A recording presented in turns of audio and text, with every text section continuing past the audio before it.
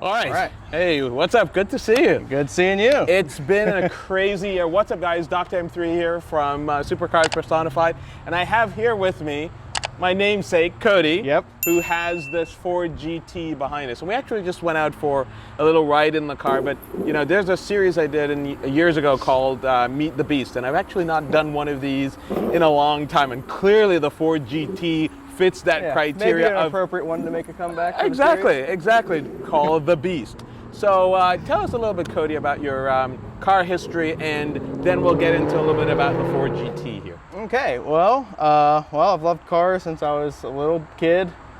Basically, started when I played Gran Turismo. Okay. You know, and that got me into. My dad was always into cars. We'd go racing. He was a drag racer.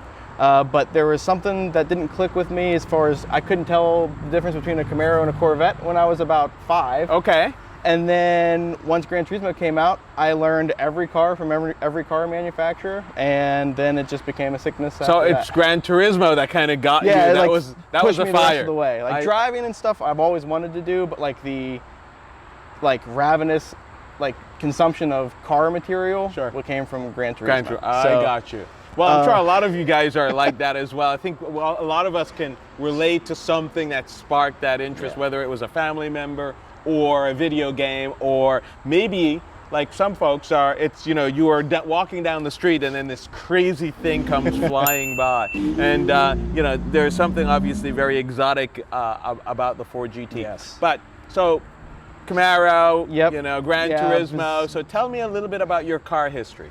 So once that car bug bit me, I decided that I needed to buy a bunch of cool cars.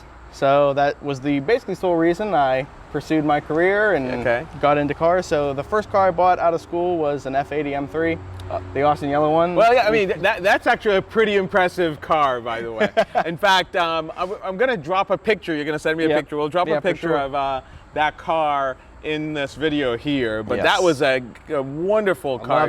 One of my favorite cars. I actually still sometimes check the VIN number on Google to see if it pops back up. To see where it is, I want to maybe someday get it back. You never know. I really enjoyed that car a whole lot. So then after that, I traded that car in because, you know, M3s are nice, but they're not necessarily as special as some other things.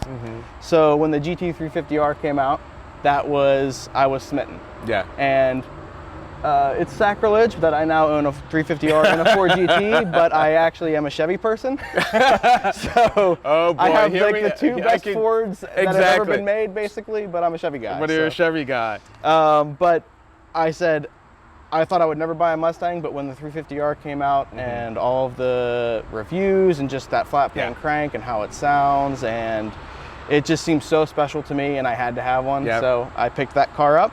And that's now been converted basically to my track car. It is your track car. It's my track toy. So, and then there's this. Yes. So what is it about this car? Tell us some things that's special. What makes this car special, just in general, but also to you, because all these folks that watch the Meet the Beast want to kind of learn a bit about the car, because they can go read the specs and all this sort of stuff, but they want to know about it from the perspective of an owner. So the 2005 Ford GT, it's just the perfect combination of everything. Especially, you really see it when you drive it out on the street. It basically pleases everybody. It pleases American car and muscle car people. Yes. It pleases people that are into exotic cars. It pleases people that just now timely with the Ford vs. Ferrari movie. A lot more people know what it is. And not only that, but also know the history. Yes. You know, the whole point. How do we get here? And it's just more amazing to drive than you could ever imagine. It is so comfortable. Like, compared to my 350R, it's really, really comfortable as far as a road car, besides getting in and out with the doors. But it's just so wonderful to drive. Obviously, the transmission, one of the best in the world. A lot of people use it still for land speed record for 7 years now. Basically, this car, the best memory I have of it actually is right after I started dating my now wife. My father-in-law found out I was big into cars, and he was a kind of big car guy. Yeah, no worry. 05. Thank you. Yeah, that's a reaction we get all the time. Exactly. That's good. That ain't too bad to live, yeah, yours. Yeah. Guys living right, man. All right. Thanks. Take See ya. care. So that's what you get when When you you're out drive here. these cars around. So yeah, you're saying your favorite memory. Yeah, my favorite memory is honestly my father-in-law found out I was into cars, and he at the time had a 997 Turbo S, Okay. and it was before his car collection grew out of control. He had one fast car and That's just a how it couple of starts. nicer ones. Yeah. And he asked me, he goes, should I trade in my 997 Turbo on a Ford GT? And I said, absolutely. I said, the Ford GT is so special. It is so amazing. You will not regret it. Yeah. And I think, honestly, it was before they actually went kind of crazy in terms of prices. This was about Actually, 2013. Yeah, well, actually, it's interesting too, though. One of the interesting story about obviously the Ford GT is that, I mean, they didn't even produce the full production number, right? Because they couldn't sell them. Because the problem is the production was running up into the time where we also had the crash, right? Yes. So they made them for 2 years. In the very beginning, Ford dealers are very well known for marking cars up. No, the really? ADM, the adjusted dealer markup. Market, or yeah, market exactly. price. Market price adjustment, or whatever they call it. And they released it like $130,000, $140,000.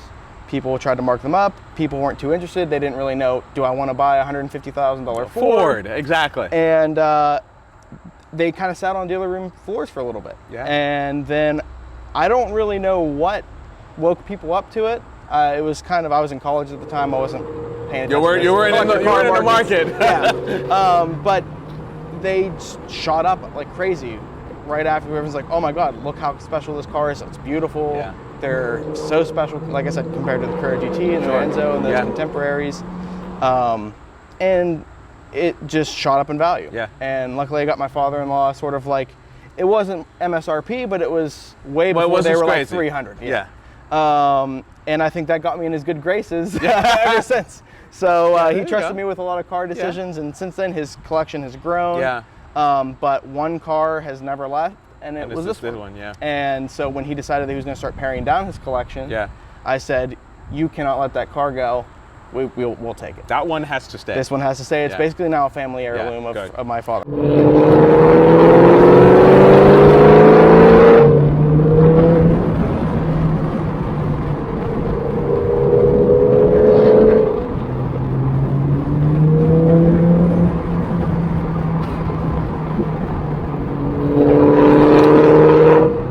Well, yeah, and you can understand, anybody who knows anything about the Ford GT would understand why. Now, I recently released just a couple of days ago the Ford GT on track, the new Ford GT on track, which is also an absolutely gorgeous car.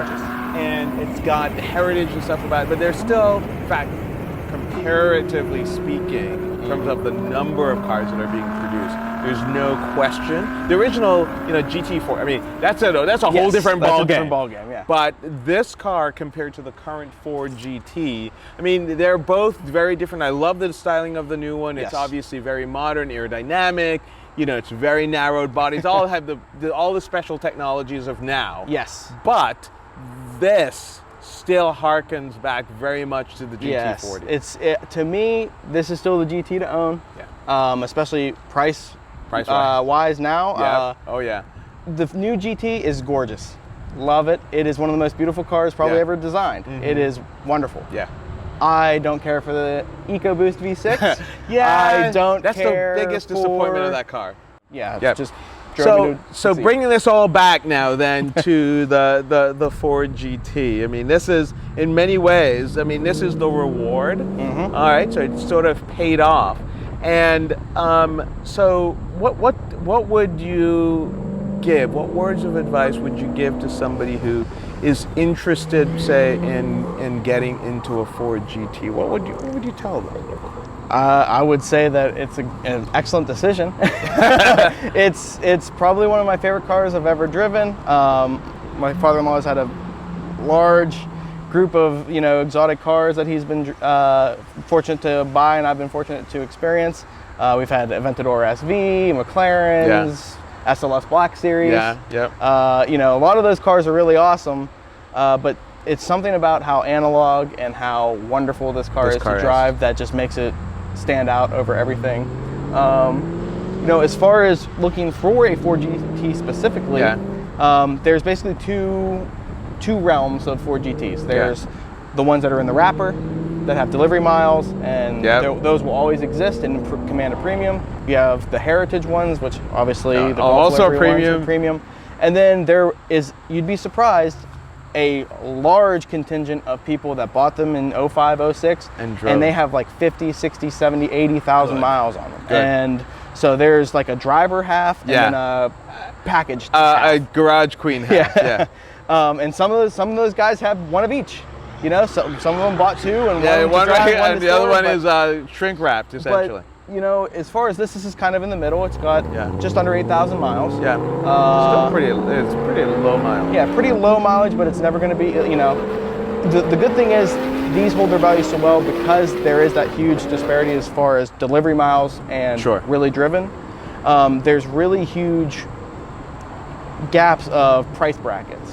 So if you're, you know, this car, I could probably put another 10,000 miles on it and not lose any money because it's still going to be in like that mid-ish mileage range.